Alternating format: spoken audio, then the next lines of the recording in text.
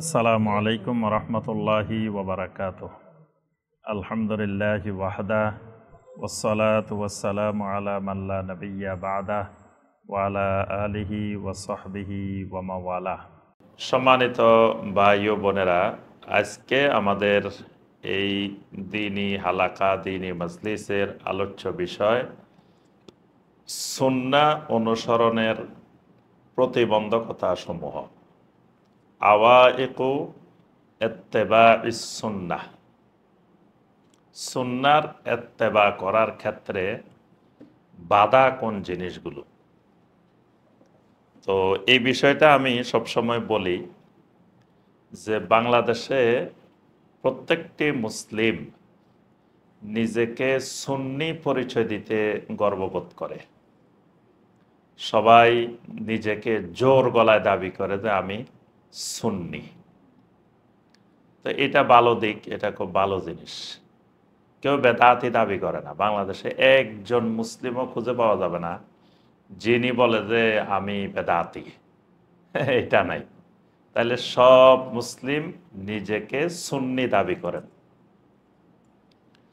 কিন্তু সুন্নি তাহলে যদি যেই দেশের সব মুসলিম সুন্নি, সেই দেশে তো একটি বেদাতও খুঁজে পাওয়ার কথা ছিল না, কারণ সুন্নির দুশ্মন হলো বেদাত।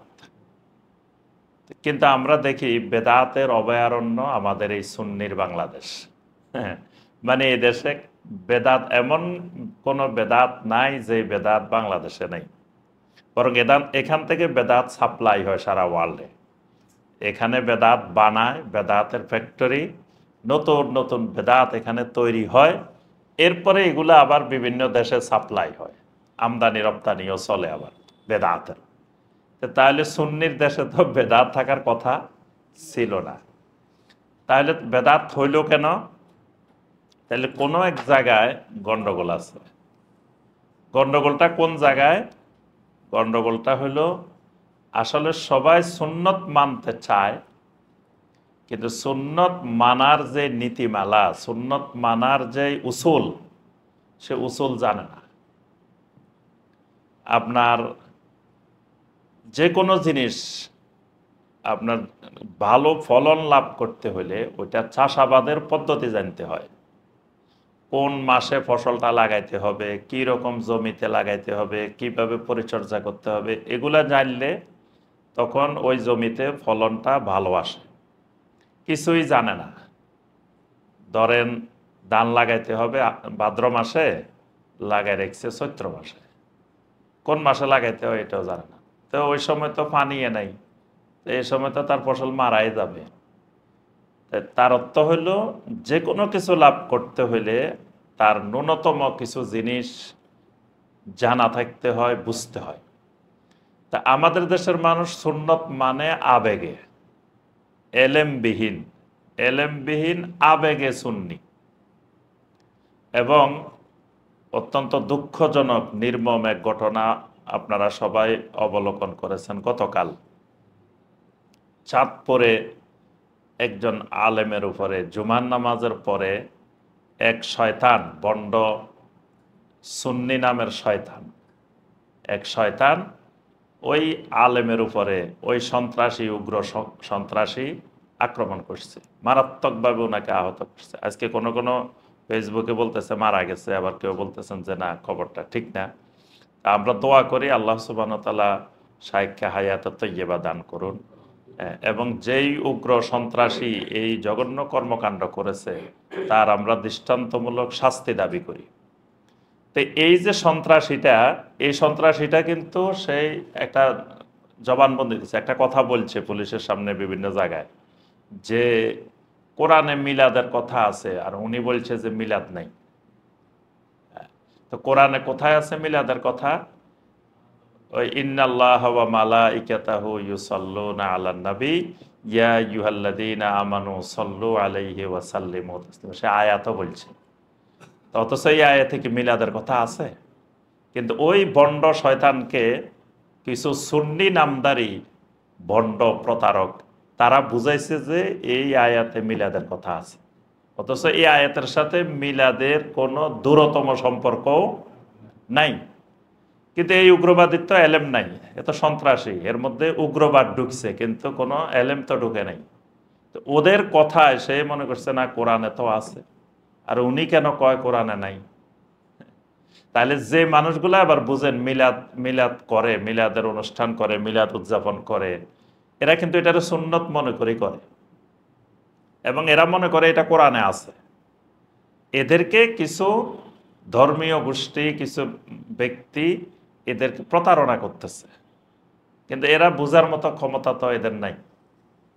তো আজকে আমাদের আলোচনার বিষয়বস্তু হলো যে এই সুন্নত মানার ক্ষেত্রে, সুন্নত অনুসরণের ক্ষেত্রে আমাদের জন্য প্রতিবন্ধকতাগুলো, বাধাগুলো কোথায়। তো অনেকগুলো বাধা আছে, আমরা মূল মূল কয়েকটা বাধা, প্রতিবন্ধকতা আলোচনা করব। এই প্রতিবন্ধকতাগুলো সরাইলে তখন আমার আপনার জন্য ইত্তেবাউস সুন্নাহ সহজ হয়ে যাবে, আল্লাহ পাক সহজ করে দিবেন।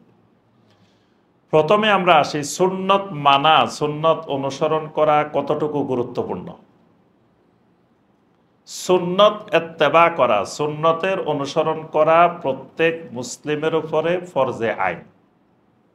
প্রত্যেক মুসলিমের উপরে সুন্নত মানা, সুন্নতের অনুসরণ করা ফরজে আইন।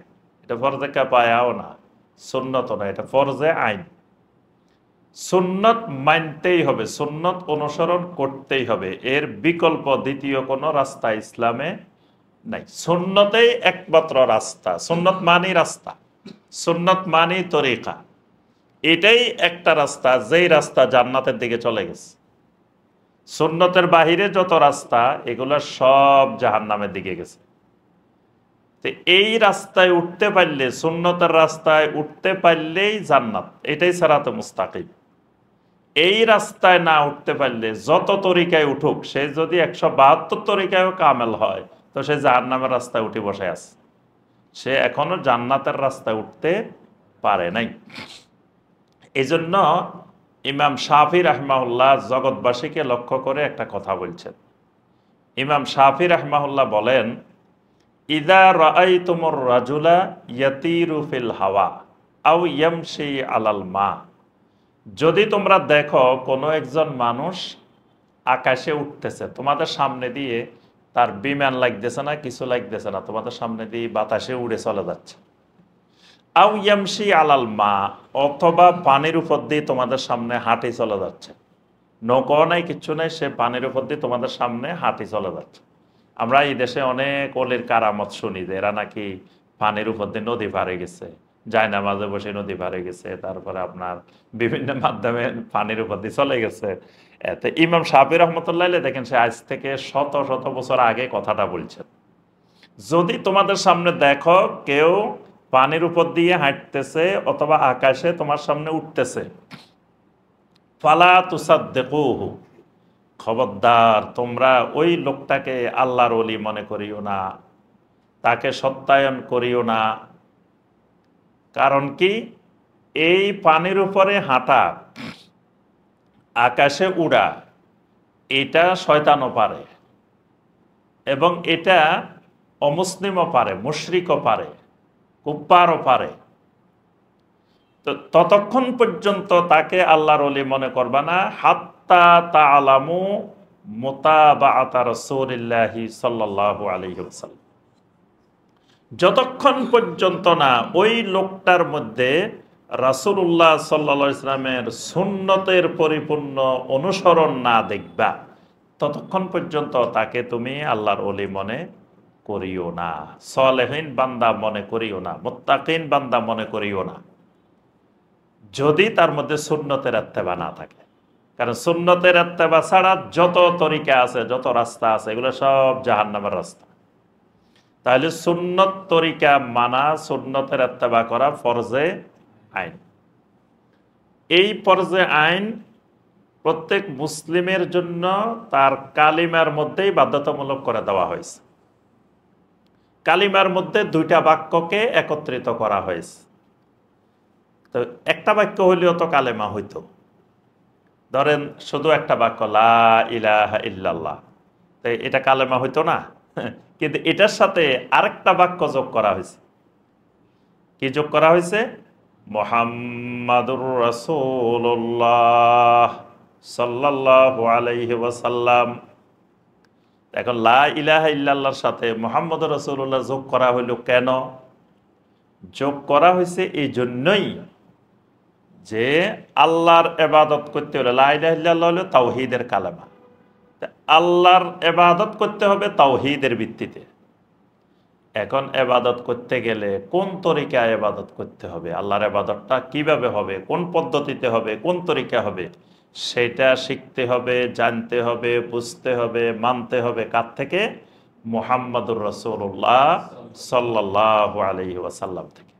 একটাই রাস্তা আল্লাহর ইবাদতের, একটাই পদ্ধতি, সেটা মুহাম্মাদুর রাসূলুল্লাহ সাল্লাল্লাহু আলাইহি ওয়াসাল্লামের পদ্ধতি। এটাকে বলা হয় তাওহীদুল মুরসাল।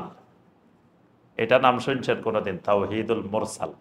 তাওহীদ কত প্রকার বলেন তো দেখি?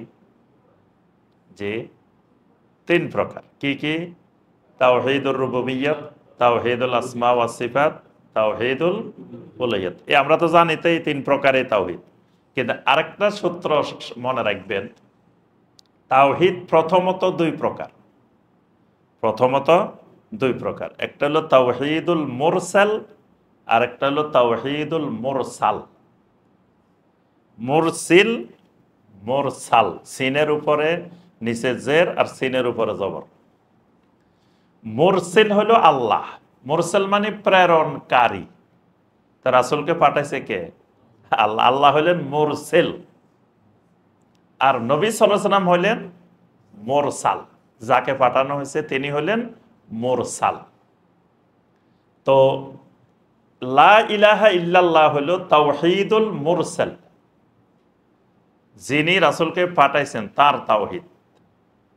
আর মুহাম্মাদুর রাসূলুল্লাহ সাল্লাল্লাহু আলাইহি ওয়াসাল্লাম, এটা হলো তাওহীদুল মুরসাল। দুটেই কিন্তু তাওহীদ। আল্লাহর তাওহীদটা হলো ইবাদতের ক্ষেত্রে ইবাদত করতে হবে একমাত্র আল্লাহর, ইবাদতের মালিকানা একমাত্র আল্লাহর। আল্লাহ ছাড়া কাউকে ইবাদত যাররা পরিমাণও করার সুযোগ নাই। এটা হলো আল্লাহর তাওহীদ। আর নবী সাল্লাল্লাহু আলাইহি ওয়াসাল্লামের তাওহীদটা কি? মুরসালের তাওহীদটা কি? মুরসালের তাওহীদটা হলো আল্লাহর যত ইবাদত হবে একমাত্র মুহাম্মদুর রাসূলুল্লাহ সাল্লাল্লাহু আলাইহি ওয়াসাল্লামের তরিকায় হবে। এটা হলো তরিকার তাওহীদ। বুঝে আসছে কথাটা? বাংলাদেশের মুসলিমেরা 2 জায়গায় তাওহীদ ভঙ্গ করে।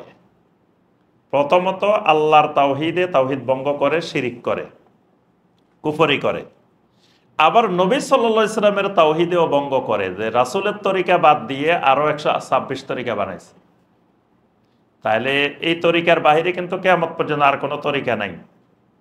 তাহলে 126 তরিকা বানানো এটাও ওই তাওহীদের লঙ্ঘন।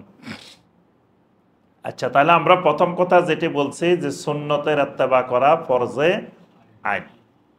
2 নম্বর কথা, সুন্নতের মধ্যে হেদায়েত। সুন্নতের বাইরে গেলে বেদাতের মধ্যে দলালত। 2টা শব্দ মনে রাখবো আমরা। সুন্নতের মধ্যে হেদায়েত, বেদাতের মধ্যে দালালত। হেদায়েতের বিপরীত দালালত। হেদায়েতের বিপরীত সুন্নতের বিপরীত বেদাত, আর হেদায়েতের বিপরীত দলালা। সূরা আল আরাফের 158 নম্বর আয়াত আল্লাহ পাক বলছেন, ওয়াত্তাবিউহু লাআল্লাকুম তাহতাদুন। ওয়াত্তাবিউহু, তোমরা আমার নবীর ইত্তেবা করো, করলে কি হবে? লাআল্লাকুম তাহতাদুন, তাহলে তোমরা হেদায়েত পাবে। সুন্নতের মধ্যে আছে কি? হেদায়েত। সূত্র মনে রাখবেন, সুন্নতের মধ্যে হেদায়েত, এটা আল্লাহর কথা। আল্লাহ বলছেন ওয়াত্তাবিউহু লাআল্লাকুম তাহতাদুন, আমার নবীর ইত্তেবা করো, হেদায়েত পাইবা। আর বেদাতের মধ্যে কি? দালালত। দালালত মানে গোমরাহি। কুল্লু বেদাতিন দালালাহ, নবী সাল্লাল্লাহু আলাইহি ওয়াসাল্লাম বলেন কুল্লু বেদাতিন দালালাহ। যত বেদাত আছে সমস্ত বেদাত কি? গোমরাহি, দালালাহ। 3 নম্বর কথা, আল্লাহকে ভালোবাসতে হলে, রাসূলকে ভালোবাসতে হলে এই ভালোবাসার মাধ্যম হলো সুন্নতের ইত্তেবা। বান্দা যদি চায় আল্লাহকে মহব্বত করবে, আল্লাহ বান্দাকে মহব্বত করবেন, বা উম্মত নবী সাল্লাল্লাহু আলাইহি সাল্লামকে মহব্বত করবেন, নবী সাল্লাল্লাহু আলাইহি সাল্লাম উম্মতকে মহব্বত করবেন। এই দুই মহব্বতের যোগসূত্রের মাধ্যম হলো কি? সুন্নত। যিনি যত বেশি সুন্নতের ইত্তেবা করবেন, আল্লাহ তাকে তত বেশি ভালোবাসবেন। যিনি যত বেশি সুন্নতের ইত্তেবা করবেন, রাসূল তাকে সবচেয়ে তত বেশি মহব্বত করবেন। তাহলে আল্লাহ এবং রাসূলকে ভালোবাসার মাধ্যম কি? সুন্নতের ইত্তেবা। সূরা আলে ইমরানের 31 নম্বর আয়াত, কুল ইন কুনতুম তুহিব্বুনাল্লাহা ফাত্তাবিউনি ইউহিব্বুকুমুল্লাহ। রাসূল আপনি ঘোষণা দেন, যদি তোমরা আল্লাহকে ভালোবাসতে চাও, মহব্বত করতে চাও, যদি তোমরা আল্লাহকে ভালোবাসো, তো ফাত্তাবিউনি, তাহলে কি করো? আমার অনুসরণ করো, আমার ইত্তেবা করো। করলে কি হবে? ইউহিব্বুকুমুল্লাহ, আল্লাহ তোমাদেরকে ভালোবাসবেন। তাহলে আল্লাহ বান্দাকে ভালোবাসবেন, বান্দা আল্লাহকে ভালোবাসবেন। দুটার মাধ্যম কি? সুন্নতের ইত্তেবা। 4 নম্বর, সুন্নতের ইত্তেবা করলে আল্লাহ পাক বান্দার গুনাহ সব মাফ করে দিবেন। সুবহানাল্লাহ। যেমন তাওহীদ মানলে, তাওহীদের উপরে চললে কিয়ামতের ময়দানে আপনার যত গুনাহ থাক আল্লাহ সব গুনাহ মাফ করে দিবেন। সহিহ মুসলিমের হাদিস। আল্লাহ পাক হাদিসে কুদসি আল্লাহ পাক নিজে বলতেছেন, মান লাকিয়ানি বিকুরাবিল আরদি খাতিয়াতান, কেউ যদি কিয়ামতের ময়দানে জমিন ভর্তি গুনাহ নিয়ে আমার কাছে হাজির হয়, এমন গুনাহ আনছে যে গুনাহ পুরা জমিন ভর্তি গুনাহ খালি তার, কিন্তু লা ইউশরিকু বি শাইআ, জীবনে কোনোদিন আমার সাথে একটা শিরিকও করেনি, মানে তাওহীদওয়ালা, আহলুত তাওহীদ, শিরিক করে না, এমনি কবিরা গুনাহ করছে বা অন্যান্য গুনাহ করছে, আল্লাহ পাক ঘোষণা দিচ্ছেন, লাকিতুহু বিমিসলিহা মাগফিরাহ, যেই পরিমাণ গুনাহ নিয়ে বান্দা হাজির হয়েছে, আমি আল্লাহ সেই পরিমাণ মাগফিরাত নিয়ে তার সাথে মোলাকাত করব। সুবহানাল্লাহ। তার অর্থ কি? আহলুত তাওহীদ হলে আল্লাহ সব গুনাহ মাফ করে দিবেন। ঠিক একইভাবে কেউ যদি সুন্নতের ইত্তেবা করে, আল্লাহ ওয়াদা করতেছেন ওই একই আয়াতে, সূরা আল ইমরানের 31 নম্বর আয়াতে, ওয়া ইয়াগফির লাকুম যুনুবাকুম, আল্লাহ তোমাদের সব গুনাহ মাফ করে দিবেন। সুবহানাল্লাহ। তাহলে আরো অনেক উপকারিতা সুন্নতের ইত্তেবার। কোন আমল সুন্নতের ইত্তেবা অনুযায়ী না হইলে আল্লাহর কাছে কবুল হবে না। কোন আমলেই আল্লাহর কাছে পৌঁছবে না যদি সেটা সুন্নত অনুযায়ী না হয়। তাহলে আমরা বুঝলাম সুন্নতের অনুসরণ করা আমাদের জন্য মুসলিম হিসাবে ফরজে আইন, খুবই গুরুত্বপূর্ণ একটি জিনিস।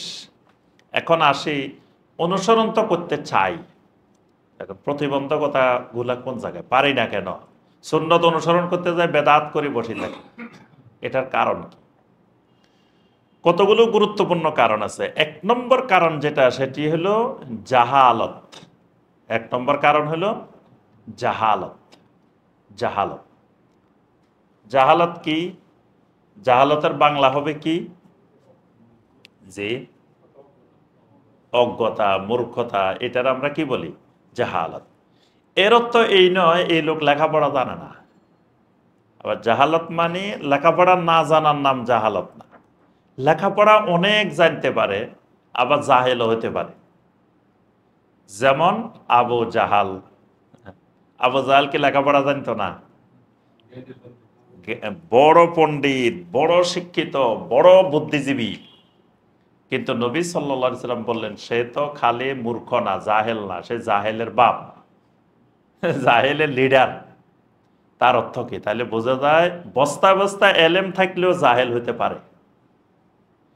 এই জাহালত যার মধ্যে আছে, এই জাহালতওয়ালা মানুষ কোনোদিন সুন্নতের ইত্তেবা করতে পারবে না।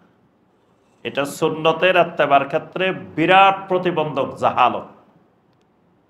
এই জন্য লা ইলাহা ইল্লাল্লাহর 8টা শর্ত আছে।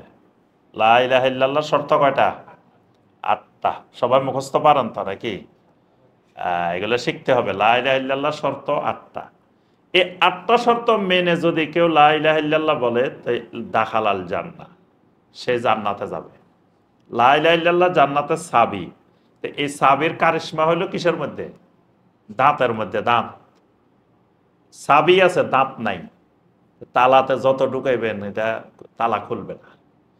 জান্নাতের যে তালা, ওই তালার মধ্যে যেই দাঁত, যে সিস্টেম, এটা চাবিটার মধ্যে ওই সিস্টেমওয়ালা না হইলে তালা খুলবে না। তো এই জন্য জান্নাতের যে চাবিটা, এটার মধ্যে 8টা দাঁত আছে। একটা দাঁত যদি ভেঙে যায় তো তালা আর খুলবে না। এই জন্য 8টা দাঁত জানা জরুরি। তোর মধ্যে 8টা দাঁতের মধ্যে 1 নম্বর যে দাঁতটা, সেটা হলো আল ইলম আল মুনাফি লিল জাহাল। যে এমন এলেম থাকতে হবে যেটা জাহালতকে দূর করে, জাহালত দূরকারী এলেম। এটা গুরুত্বপূর্ণ জিনিস।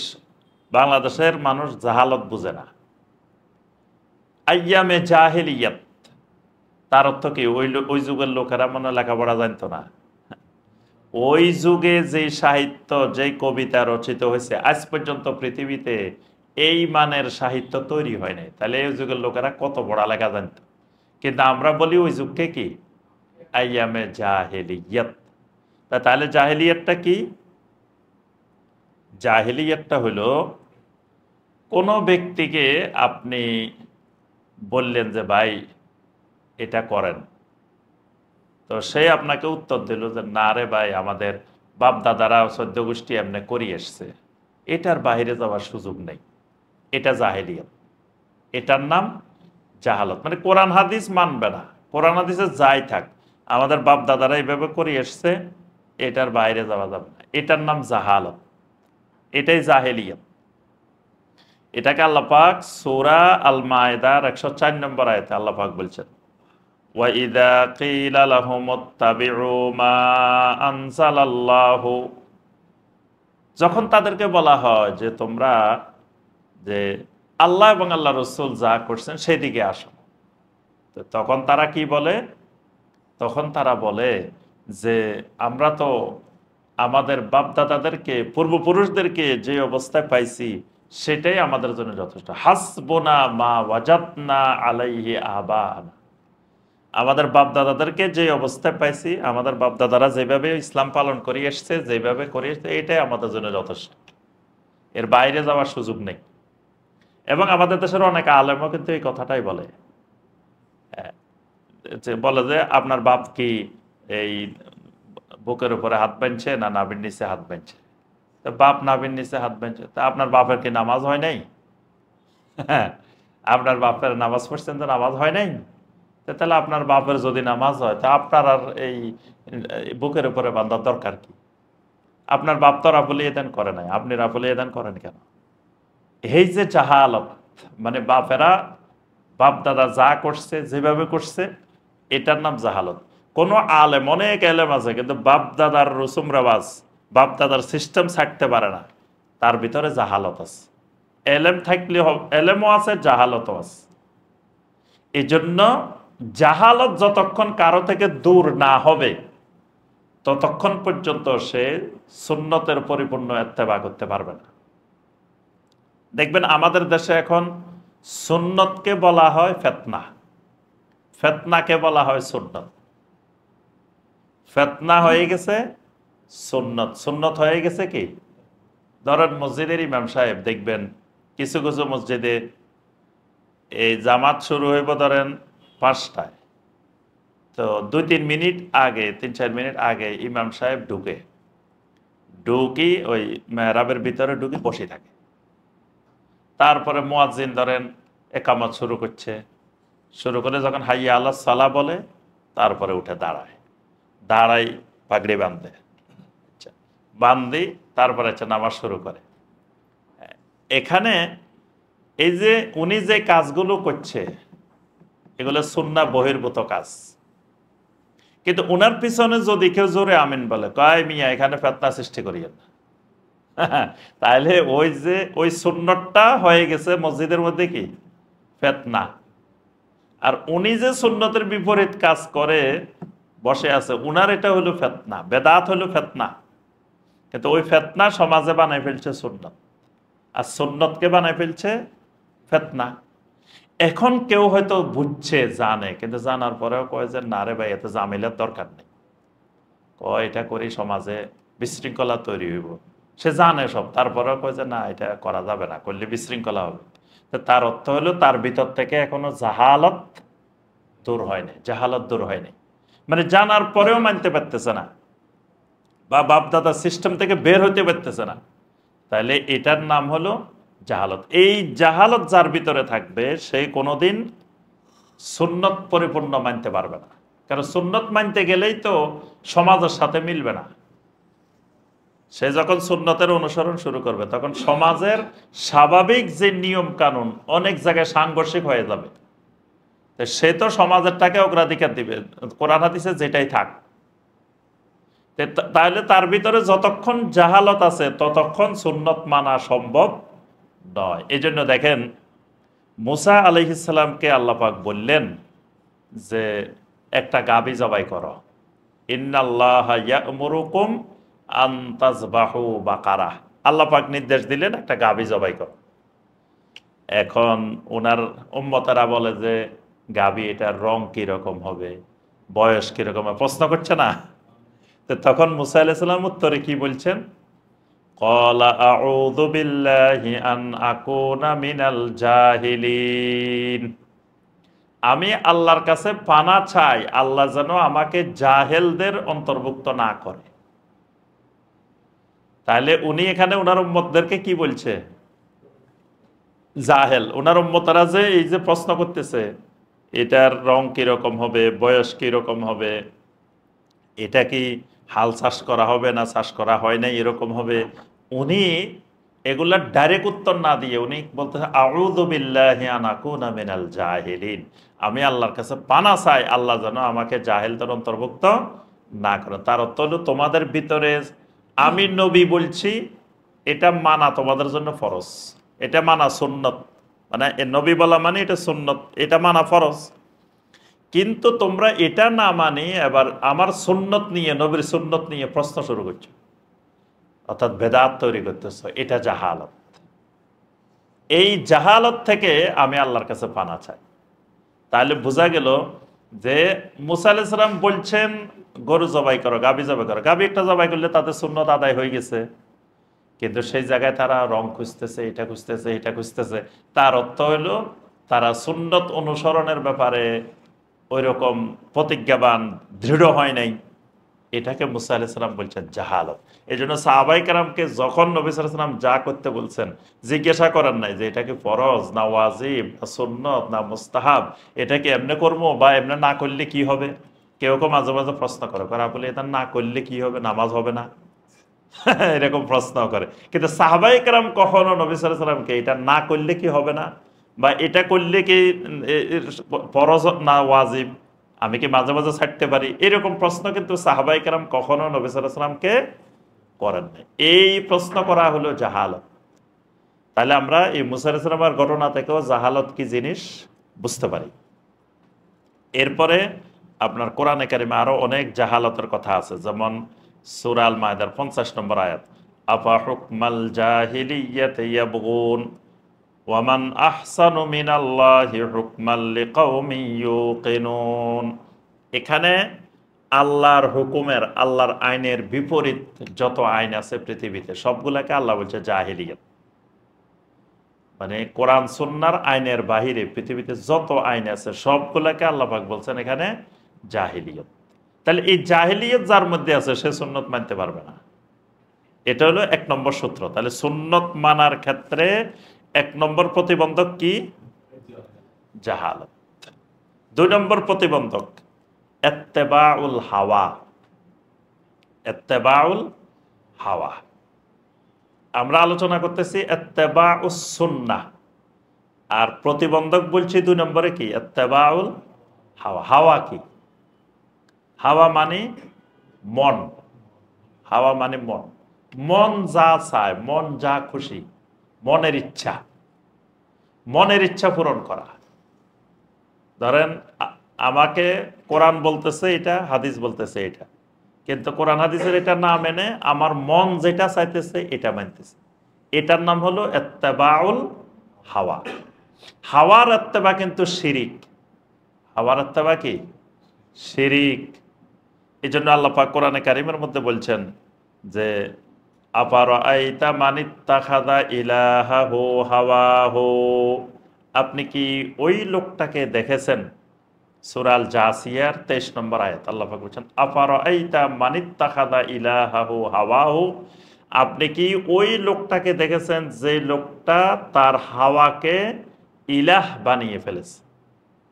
তাহলে আল্লাহ ছাড়া কাউকে ইলাহ বানানো কি? শিরিক, তাওহীদুল উলুহিয়াতের শিরিক। তাহলে তাওহীদুল উলুহিয়াতের ক্ষেত্রে হাওয়াটা, মনটাও মাবুদ হয়ে যায়, মানে মনের অর্ডার অনুযায়ী চলে। সকালবেলা তার জন্য আল্লাহর অর্ডার হইল আস-সালাতু খায়রুম মিনান নাওম, কিন্তু তার মনের অর্ডার হইল আন-নাওমু খায়রুম মিনাস সালাহ। মনের অর্ডার হইল ঘুমের থেকে, নামাজের থেকে ঘুম যাওয়া ভালো। আর আল্লাহর অর্ডার হইল ঘুমের থেকে সালাত ভালো।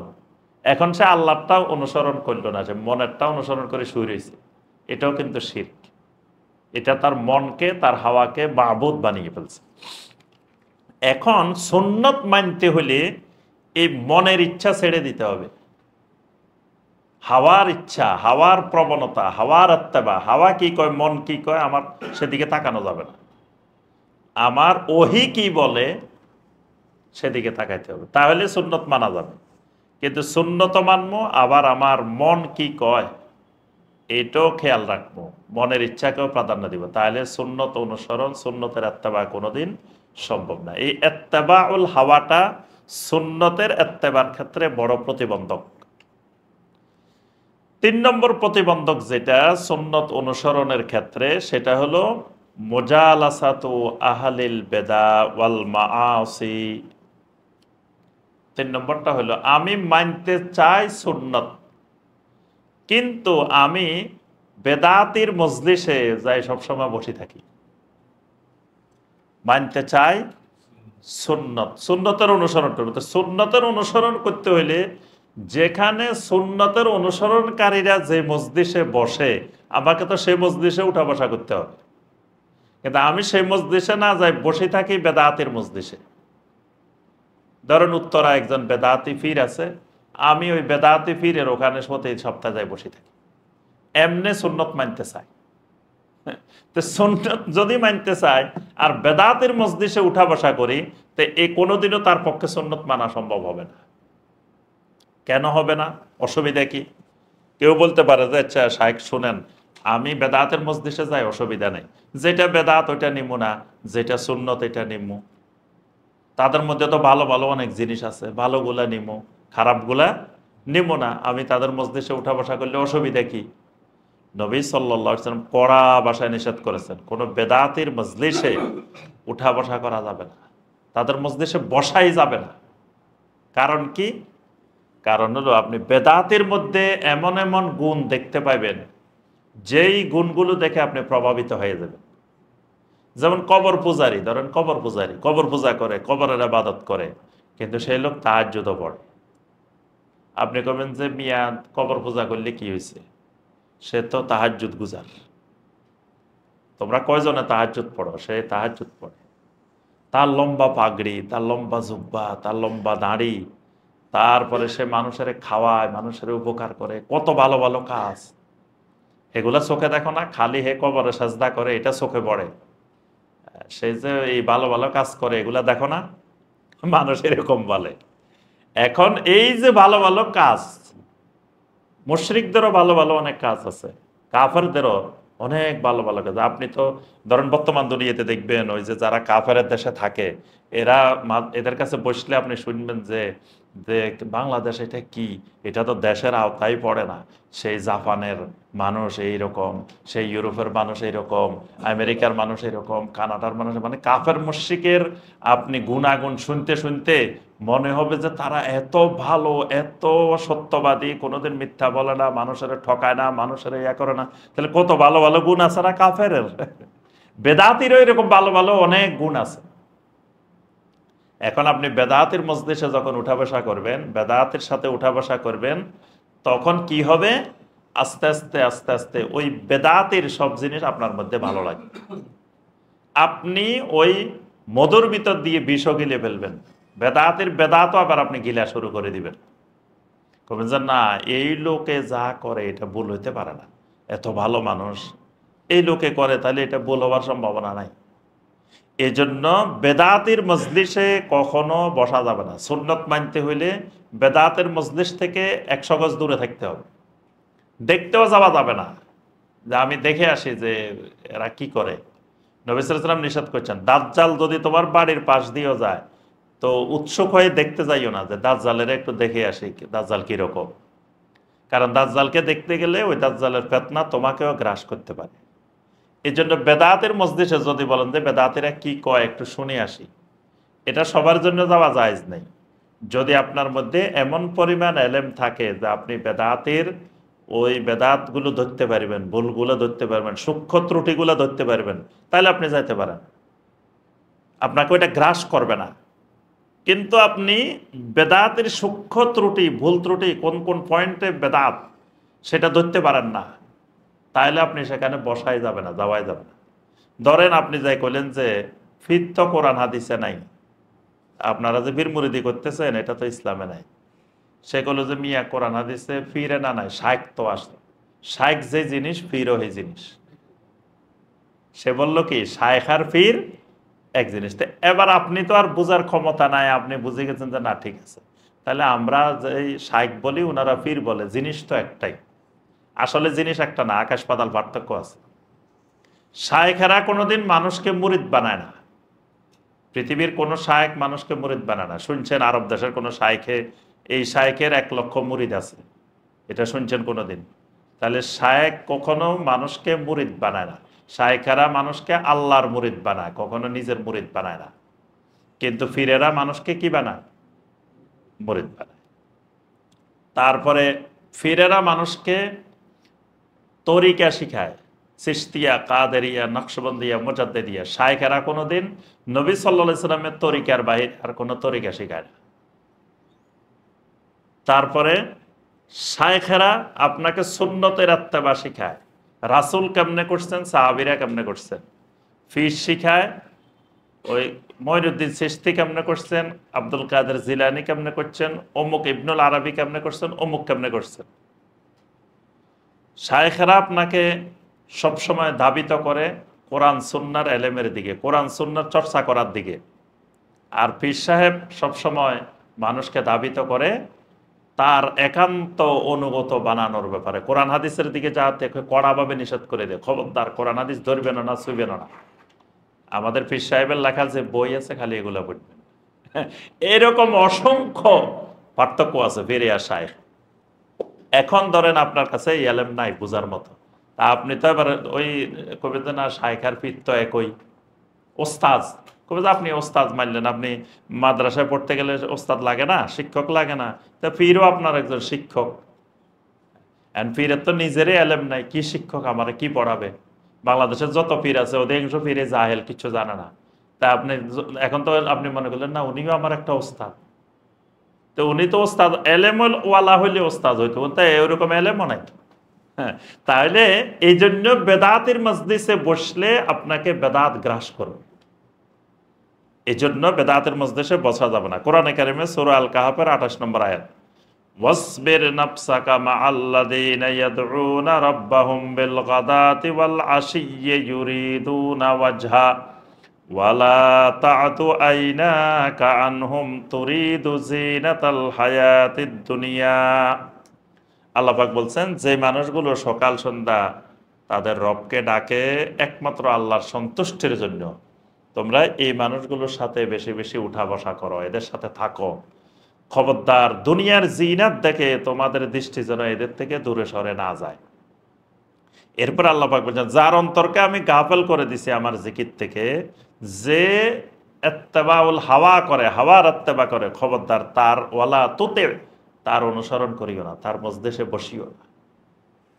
তাহলে এরকম মজলিসে উঠা বসা করা এটা সুন্নত অনুসরণের কি বাধা, প্রতিবন্ধক। 4 নম্বর, তাকদিমু আরা ইল আবা ওয়াল আকাবের ওয়াশ শুয়ুখ আলা নুসুসিল কোরআন ওয়াস সুন্নাহ, কোরআন সুন্নাহর উপরে বাপ দাদার পূর্বপুরুষদের মতামত, আকাবেরের মতামত, শায়েখের মতামত, এটাকে যদি কেউ অগ্রাধিকার দেয় তাহলে সে আর সুন্নত মানতে পারবে না।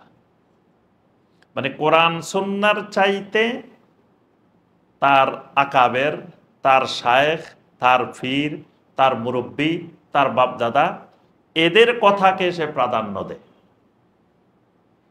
তাহলে সে আর সুন্নাহ মানতে পারবে না। কোরআনে কারিমে এই ব্যাপারে অনেক আয়াত আছে। এবং নবী সাল্লাল্লাহু আলাইহি সাল্লাম যখন দাওয়াত আরম্ভ করেন তখন একটা কথা বারবার বলতেন, উতরুকু মা ইয়াকুলু আবাউকুম, তোমাদের বাপ দাদারা কি বলে এটা ছাড়ো, বাপ দাদারা কি বলে এটা ছাড়ো। একবার আমি আরাফার ময়দানে তো সবাইকে বললাম যে এখানে ওই হাদিসটা পড়ে শুনাইলাম যে নবী সাল্লাল্লাহু আলাইহি সাল্লাম আরাফার ময়দানে কি কি আমল করছেন। তো নবী সাল্লাল্লাহু আলাইহি সাল্লাম এখানে এক আজান, দুই একামতে জোহর এবং আসর জমা এবং কসর করছেন।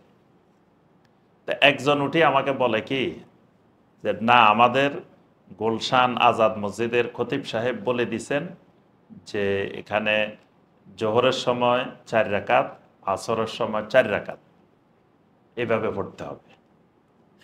তা আমি বললাম যে আমি বললাম আল্লাহর রাসূলের কথা, আপনি আনলেন কার কথা? আজাদ মসজিদের খতিবের কথা। এটাই আল্লাহর গজব নাজিল হওয়ার, আজাব নাজিল হওয়ার কারণ, এটাই গুমরাহির বড় মাধ্যম। আপনি আমাকে জিজ্ঞাসা করবেন যে ভাই বলেন দেখি আল্লাহ রসুল এখানে কি করছেন, সাহাবীরা কি করছেন, বলছেন আর আজাদ মসজিদের খতিবে কি বলছে না বলছে সেটা তো আমার আপনার এখানে দেখার বিষয় না। কতজন কত কথা বলতে পারে, করতে পারে, সেইটা তো আপনি দেখবেন কেন?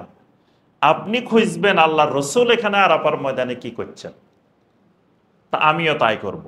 সাহাবীরা এখানে কি করছেন আমি তাই করব। কিন্তু সেটা না খুঁজে আপনি খুঁজতেছেন কি? আজাদ মসজিদের খতিব। তাইলে যেই লোক ওই কোরআন সুন্নাহর উপরে আজাদ মসজিদের খতিব খুঁজবো, খতিবের কথা প্রাধান্য দিবে, সে কোনোদিন সুন্নত মানতে পারবে না। এজন্য বাংলাদেশের অধিকাংশ হাজি সঠিকভাবে হজ করতে পারে না, কারণ এরা কোরআন হাদিস মানে হজ করতে যায় না, এরা ওই মুরব্বী মানি, আকাবের মানি, পীর মানি হজ করতে যায়। এজন্য মিনাতে থাকে না, একদিনও থাকে না, 11 তারিখও থাকে না, 12 তারিখও থাকে না, 13 তারিখে আবার পাথর মারতে যায়। এবারে আমি কয়জনের দিকে 13 তারিখে পাথর মারতে গেছে। তো কি ব্যাপার, আপনারা কি ছিলেন এখানে? কয় না, আমরা তো 11 তারিখও ছিলাম না, 12 তারিখও ছিলাম। তা আজকে যে পাথর মারতে আসছেন? কয় আমাদের হুজুরে বলছে যে আজকে পাথর মারলেও সওয়াব আছে। 13 তারিখে কারা পাথর মারবে? যারা ওই রাত্রে মিনাতে ছিল শুধুমাত্র তারাই পাথর মারবে। যারা 12 তারিখে চলে এসছে তারা তো আর 13 তারিখে পাথর মারবে না। এরা 11 তারিখেও ছিল না, 12 তারিখেও ছিল না, 13 তারিখেও ছিল না, তো পাথর মারতে গেছে। এবার দেখেন জাহালত, মূর্খতা কোন পর্যায়ে গেছে। এবং তাদের হুজুর নাকি বলে দিছে যে আজকে পাথর মারলে সওয়াব হইবে। তাহলে এই 4 নম্বর কথাটা মনে রাখতে হবে, সেটা হলো কোরআন সুন্নাহর উপরে কোন মুরব্বির কথা, পীরের কথা, আকাবেরের কথা, শায়েখের কথা অনুসরণ করলে সুন্নত মানা যাবে না, সুন্নতের ইত্তেবা হবে করা সম্ভব হবে না তার পক্ষে। এজন্য একবার আব্দুল্লাহ ইবনে আব্বাস রাদিয়াল্লাহু তাআলা আনহুমা একটা হাদিস বললেন, ক্বালা রাসূলুল্লাহ সাল্লাল্লাহু আলাইহি ওয়াসাল্লাম, নবী সাল্লাল্লাহু আলাইহি ওয়াসাল্লাম এই বলছেন। তখন কেউ কেউ আসি বলতেছেন ক্বালা আবু বকর হাকাযা, ক্বালা ওমর হাকাযা, যে আবু বকর তো এরকম বলছে, ওমর তো এরকম বলছে। তখন আব্দুল্লাহ ইবনে আব্বাস রাদিয়াল্লাহু তাআলা আনহুমা বললেন, ইউশিকু আন তানজিলা আলাইকুম হিজারাতুম মিনাস সামা, আমার আশঙ্কা হচ্ছে তোমাদের উপরে আকাশ থেকে পাথরের বৃষ্টি নাজিল হবে। কারণ আমি বললাম তোমাদেরকে ক্বালা রাসূলুল্লাহ সাল্লাল্লাহু আলাইহি ওয়াসাল্লাম, আর তোমরা আমাকে বলো আবু বকর এই বলছে, ওমর এই বলছে। তো রাসূলের কথার চেয়ে আবু বকর ওমরের কথা কি দাম বেশি হবে? এজন্য কোরআন এবং সুন্নাহর উপরে এদেরকে প্রাধান্য দিলে দিন সুন্নতের ইত্তেবা করা সম্ভব হবে না। 5 নম্বর, তাকদীমুল আকল আলান নকল মিনাল কোরআন ওয়া সুন্নাতিস সহিহা। কোন ব্যক্তি যদি কোরআন এবং সহিহ হাদিসের উপরে যদি আকলকে প্রাধান্য দেয় তাহলে তার পক্ষেও সুন্নত মানা সম্ভব হবে না। এবং বর্তমানে এই ফিতনা ভয়াবহ আকার ধারণ করছে। তারা যুক্তিতে যে জিনিস, যে হাদিস যুক্তির সাথে মিলে না বা যেটা যুক্তিতে মিলে না এটা বাদ, আকলকে মানদণ্ড নির্ধারণ করছে। আকলে বুঝতে হবে, আকলে যদি না ধরে, বিবেকে যদি না ধরে, যুক্তিতে যদি এটা না ধরে, তাহলে এটা মানা যাবে না। ওই আমি সবসময় বলি যে 11 নম্বর মসজিদেই আমি একদিন ওই যে ইয়ার খুতবা দিলাম মেরাজের উপরে। তো নবী সাল্লাল্লাহু আলাইহি ওয়াসাল্লাম মেরাজে গেছেন, প্রথমে 50 ওয়াক্ত নামাজ ফরজ হয়েছে, পরে কমাইতে কমাইতে 5 ওয়াক্ত হয়েছে। পরে নামাজের পরে একজন আসি আমাকে বলতেছেন যে আপনি যে হাদিসটা কইলেন এটা কি কোনো যুক্তিতে ধরে, যুক্তিতে মানা যায়? যে 50 ওয়াক্ত নামাজ যদি ফরজ হয় তো 24 ঘন্টায় আপনি কেমনে 50 ওয়াক্ত পড়তেন? এটা কি বিবেকে মানা যায়, আকলে ধরে? আমি বললাম আকলে ধরুক আর না ধরুক, আমরা তো আকল ধরেই ইসলাম মানি না। এটা সহি হাদিসে আছে, হাদিস সহি, আল্লাহ রসুল বলছেন। আমি বললাম এটা সহি আল বুখারীতে আছে। কয় হু ইজ বুখারী? বুখারী কে? মানে বুখারী তো কারে মানা না, যে এটা আকলে ধরে না, এজন্য বুখারীর হাদিসও মানবে না। তাহলে বোঝা গেল যেই লোক এই আকল দিয়ে কোরআন হাদিস বিচার করা শুরু করছে, তো এই লোক আর সুন্নতের ইত্তেবা করতে পারবে না। এটা সুন্নতের ইত্তেবার ক্ষেত্রে বড় প্রতিবন্ধক। সুন্নতের ইত্তেবা করতে হলে আমার রাসূল করছেন, আমার রাসূল করতে বলছেন, আমার রাসূল এটা করার অনুমোদন দিছেন, বাস। এটা যুক্তিতে মিলুক আর না মিলুক। ওযু করা আর ওযু ভঙ্গ হওয়া, ওযু ভঙ্গের অনেক কারণ আছে যেটা যুক্তিতে মিলবে না, তাই বলে ওইটাকে মনে করা যাবে না যে না, যেহেতু এটা যুক্তিতে মিলে না তাহলে এটা আর ওযু ভঙ্গের কারণ হবে না। ইসলামের কোনো জিনিসকে যুক্তি দিয়ে মিলানোর সুযোগ নেই। ওহি ওহি ওহি নির্ভুল। ওহি যুক্তিতে মিলে না কেন? নাও মিলতে পারে, কারণ আমার আকল হলো সামান্য, আমার ব্রেন হলো ছোট্ট, এটা ধারণ ক্ষমতা কম, এটা রাত্রে কি খেয়েছে সকালে মনে থাকে না। এখন যদি সবাই জিজ্ঞেস করে কালকে রাত্রে কি কি খাইছেন, দেখবেন যে মনে নাই, ভুলে গেছি। তার অর্থ হলো কি, ব্রেনটা সীমিত। তো এই ব্রেন দিয়ে যদি বলেন যে আমি সব বুঝি, সব জানি, এই জন্য আকলে অনেক কিছু আমার বুঝে আসবে না, কারণ আমার জ্ঞান সামান্য। ওয়ামা উতীতুম মিনাল ইলমি ইল্লা কলিলা, আল্লাহ পাক বলেন তোমাদেরকে সামান্য ইলম দেওয়া হয়েছে। তো এই ইলম দিয়ে যদি আমি দুনিয়ার সব বুঝতে চাই, সম্ভব না। আল্লাহ পাকের নাম অগণিত, অসংখ্য, কিন্তু আল্লাহ পাক সব নাম আমাদেরকে জানান নাই। জানাইছেন কয়টা? 99টা। তো বাকিগুলো জানাইলেন না কেন? বাকিগুলো জানাইলে আমাদের ধারণ ক্ষমতা নাই, আমাদের ধারণ ক্ষমতা ছোট্ট। তো যদি সব জানায় তাহলে এত নাম আমরা ধারণ করতে পারবো না। এই জন্য যতটুকু আমাদেরকে জানানোর দরকার আল্লাহ সুবহানাহু ওয়া তাআলা ততটুকু জানাইছে। এই জন্য খেয়াল রাখতে হবে যে কোরআনে কারিমের উপরে, সহি হাদিসের উপরে কখনো কোনো আকলকে প্রাধান্য দেওয়ার সুযোগ নাই। দিলে এই লোক আর ইত্তেবা ও সুন্নাহ পালন করতে পারবে না। 6 নম্বর যে কারণটা সেটা হলো আত-তাআল্লুকু বিশ-শুবুহাত, শুবহাত নিয়ে ব্যস্ত হয়ে যাওয়া। শুবহাত কি জিনিস? কোরআনে কারিমে আল্লাহ পাক 2 ধরনের আয়াত নাজিল করছেন, একটা হলো মুহকামাত আর একটা হলো মুতাশাবিহাত। কিছু আয়াতে কারিমে একেবারে স্পষ্ট, কিছু আয়াত আছে মুতাশাবিহাত, মানে বাহ্যিকভাবে এটার অর্থ বোঝাটা কঠিন। মুতাশাবিহাত, এটার অর্থ আল্লাহ ছাড়া কেউ জানেন না, এরকম কোরআনে অনেক আয়াত আছে। এখন কেউ যদি ওই স্পষ্টগুলা বাদ দিয়ে খালি অস্পষ্টগুলা নিয়ে ব্যস্ত হয়ে পড়ে, দেখবেন আপনার সুফিদের কাছে, ফিদদের কাছে স্পষ্ট আয়াতের চাইতে অস্পষ্ট আয়াতগুলো এদের ব্যবসা বাণিজ্যের মূল হাতিয়ার। ওই আয়াতগুলোকে তারা বেশি চর্চা করে। যেমন ধরেন, একজন আমাকে জিজ্ঞাসা করছে যে আল্লাহ পাক কোরআনে কেন বহু বচন বলছে? সব জায়গায় আল্লাহ নিজেকে বহু বচন বলছে না? ইন্না বলছে, নাহানু বলছে, আমরা আমরা আমরা বলছে।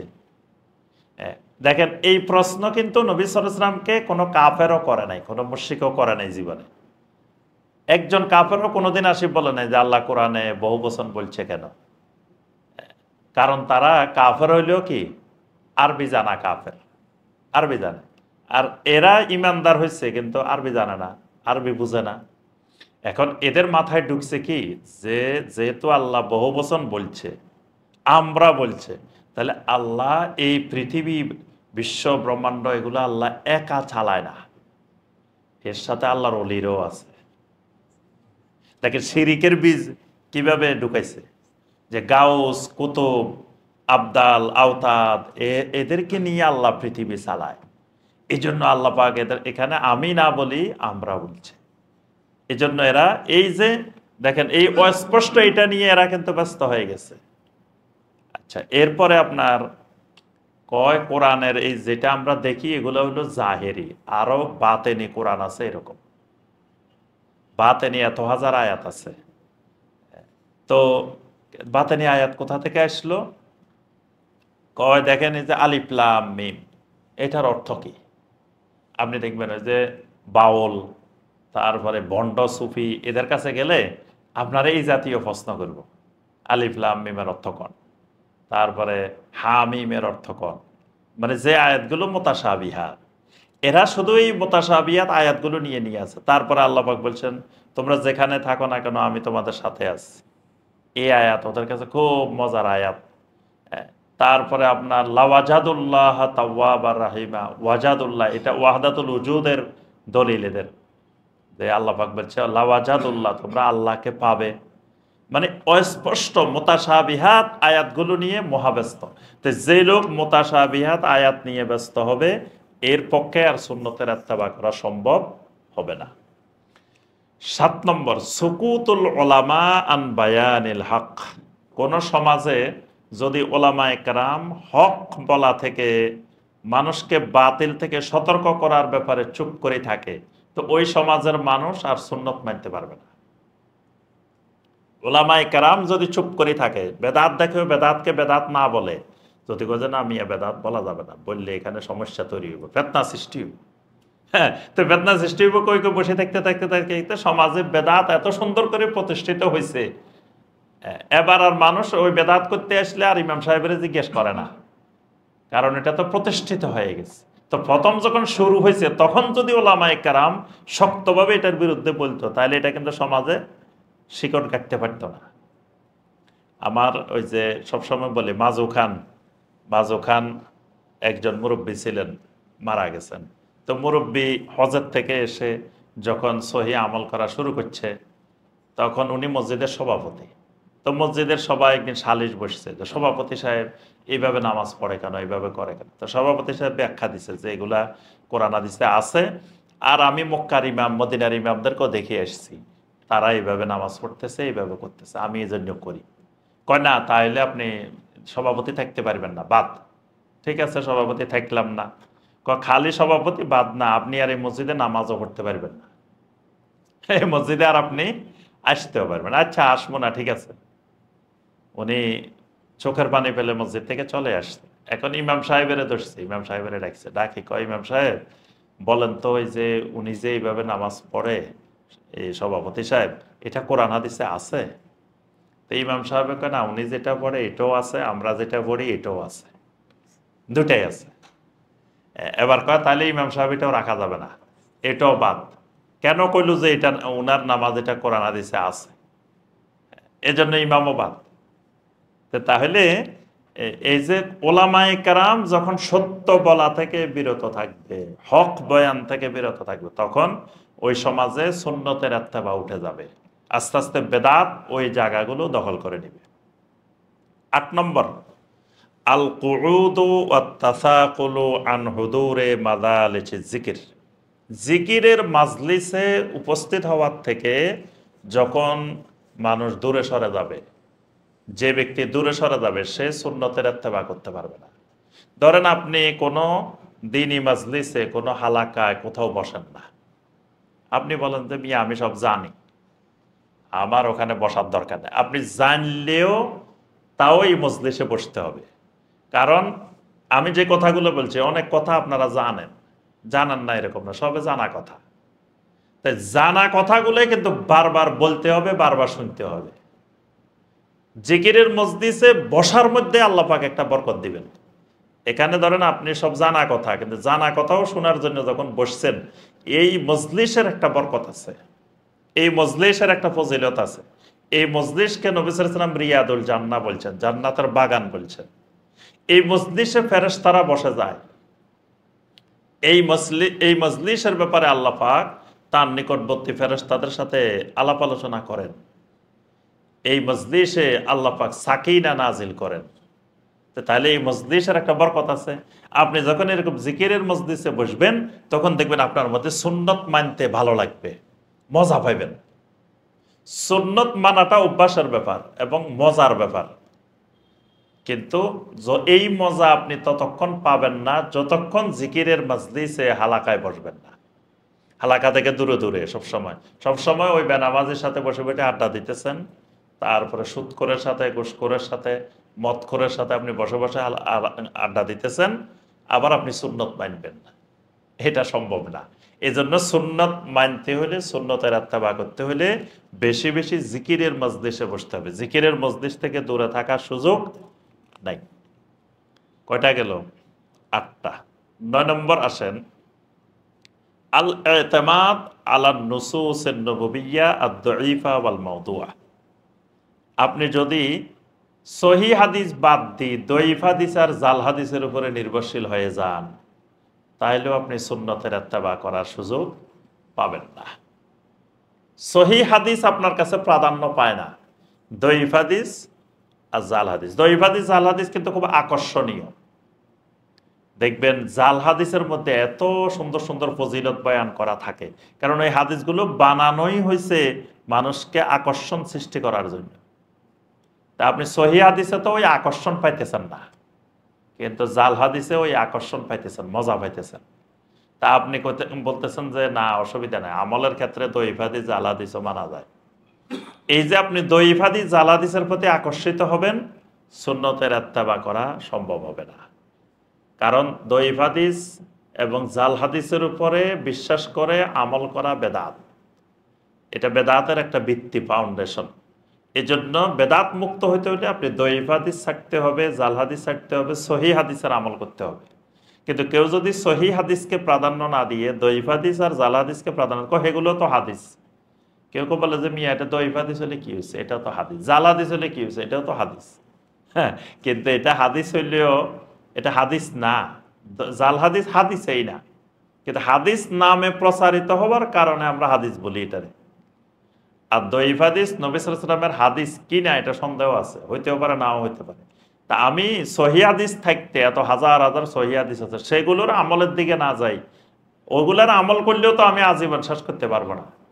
তাহলে দঈফ হাদিস, জাল হাদিসের দিকে আমার যাওয়ার দরকারটা কি? কেউ যদি ওই দিকে যায়, তাহলে সে আর সুন্নতের ইত্তেবা করতে পারবে না। 10 নম্বর, তাকদিসুল আশখাস।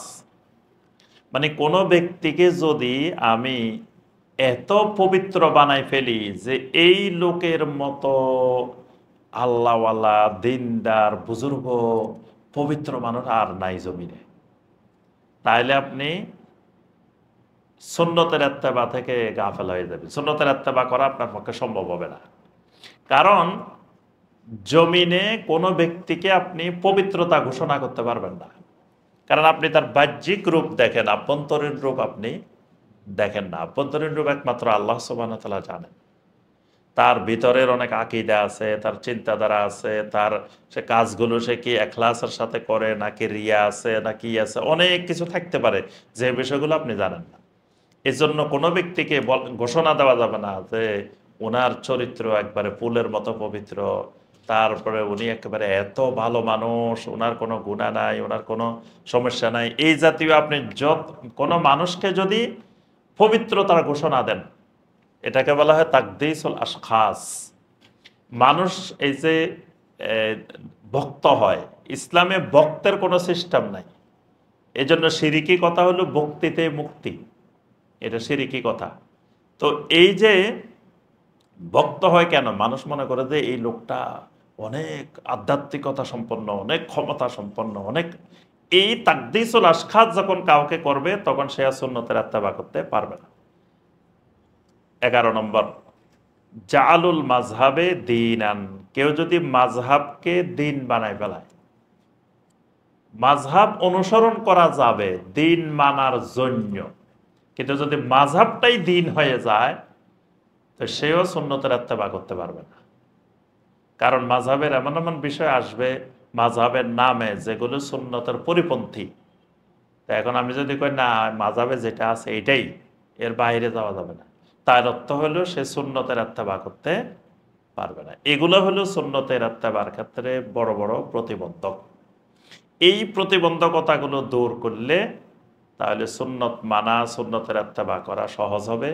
এই প্রতিবন্ধকতা দূর না হলে সুন্নতের ইত্তেবা করা কঠিন, সম্ভব না।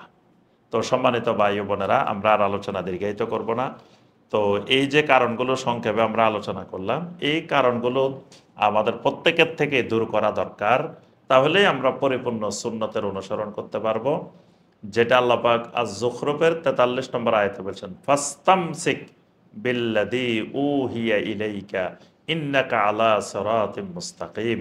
হে নবী, আপনার উপরে যে ওহী হয়, ওহীকে আপনি শক্ত করে ধরেন, তাহলেই আপনি সিরাতে মুস্তাকিমের উপরে থাকবেন। ওহীর পথই একমাত্র মুক্তির পথ, সিরাতে মুস্তাকিমের পথ। এই রাস্তা ধরতে হইলে এই প্রতিবন্ধক যে বিষয়গুলো আলোচনা করলাম এগুলো থেকে আমাদেরকে দূরে থাকতে হবে। আল্লাহ পাক আমাদের সবাইকে তৌফিক দান করুন। আল্লাহ সুবহানাহু ওয়া তাআলা আমাদের আজকের এই হালাকাকে, জিকিরের মাজলিসকে আল্লাহ পাক কবুল করে নিন। আল্লাহ রাব্বুল আলামিন আমাদের সবাইকে সুন্নতের পরিপূর্ণ ইত্তেবা করার তৌফিক দান করুন। একজন প্রশ্ন করেছেন, এলএলবি বা এলএলএম করার পর বিভিন্ন সুদী ব্যাংক বা এনজিও অথবা সুদী ঋণ নিয়ে যে কোম্পানি চলে, এমন কোম্পানিতে ল অ্যাডভাইজার বা লিগ্যাল কাউন্সিলর বা লিগ্যাল এক্সিকিউটিভ হিসেবে জব করা যাবে?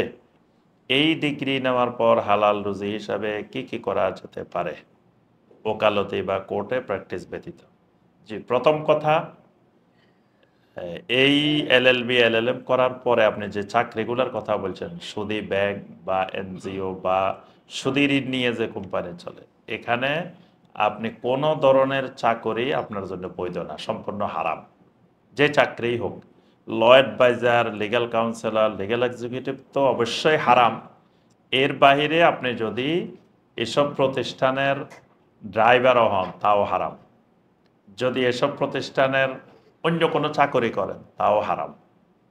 কারণ সূরা আল মায়েদার 2 নম্বর আয়াত আল্লাহ পাক বলছেন, ওয়ালা তাআওয়ানু আলাল ইসমে ওয়াল উদওয়ান, গুনাহ এবং সীমা লঙ্ঘনের কাজে তোমরা একজন আরেকজনকে সহযোগিতা করিও না। তো এখানে সুদের ব্যবসা চলতেছে, সুদের লেনদেন চলতেছে, সুদের কোম্পানি, এখানে কোনো ধরনের সহযোগিতা ইসলামে জায়েজ নেই, সব চাকরি হারাম। এখন এই ডিগ্রি নেওয়ার পরে হালাল রুজি হিসাবে কি কি করবেন? হালাল রুজি হিসাবে হালাল যত সিস্টেম আছে, যত পদ্ধতি আছে সব গ্রহণ করবেন। এলএলবি করলে যে খালি এই কাজে করতে হবে তা তো না। এলএলবি করে তো আপনি যে কোনো কিছু করতে পারেন।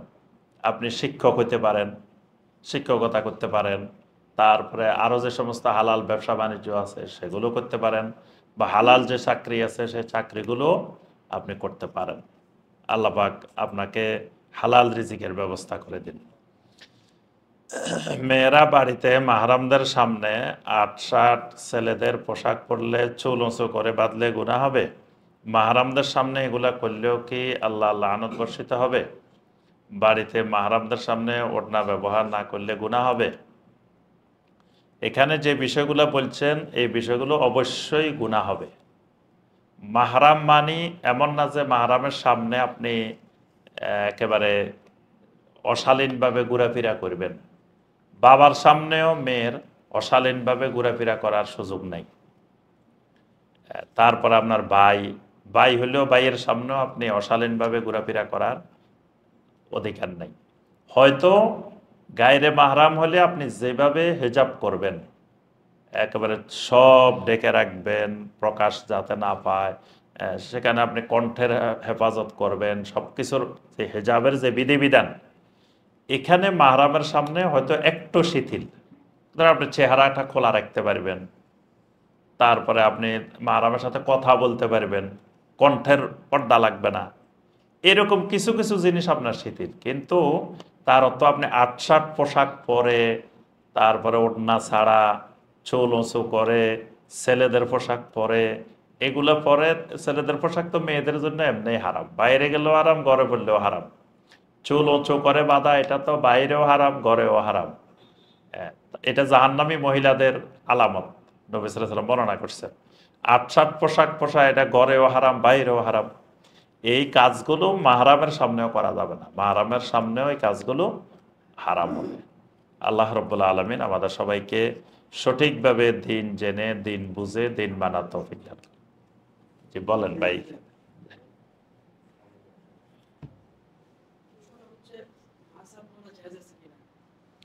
জি, আমরা যেটা বলি মাযহাব মানা জায়েজ আছে, কিন্তু নির্দিষ্ট একটি মাযহাবের তাকলিদ করা জায়েজ নেই।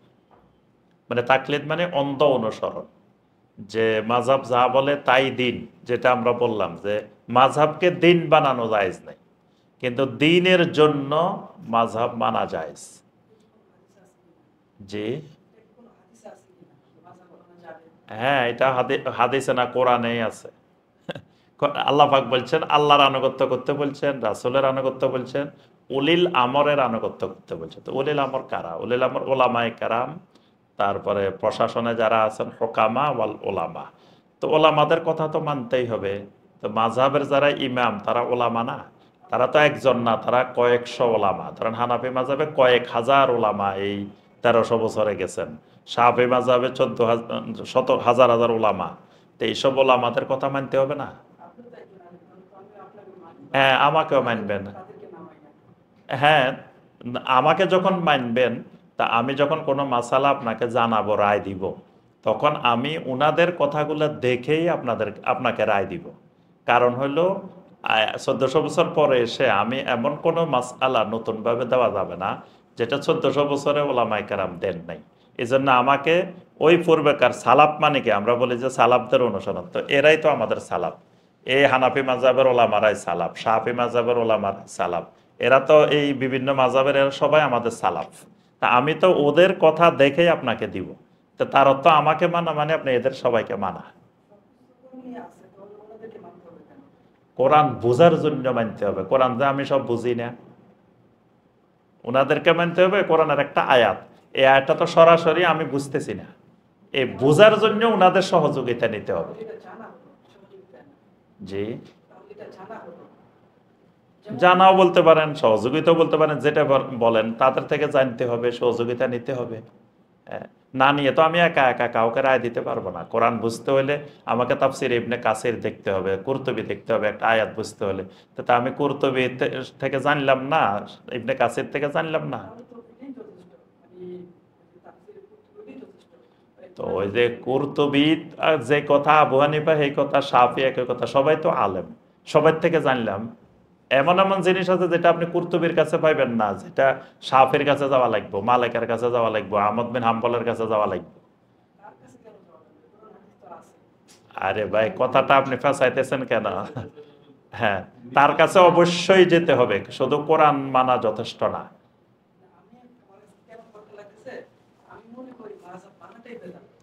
না, মাযহাব মানাকে আমরা বেদাত বলি না। আপনি বলতে পারেন, এটা আপনার ব্যক্তিগত অধিকার, কিন্তু আমরা বলি না যে এটা বেদাত। আর আমার সাথে আপনার সব মিলতে হবে এটাও জরুরি না। আপনারটা আপনার নিজস্ব ব্যাপার, কিন্তু আপনি যেহেতু আমার কাছে জানতে চাইছেন, তা আমি বলবো যে মাযহাব মানা বেদাত না।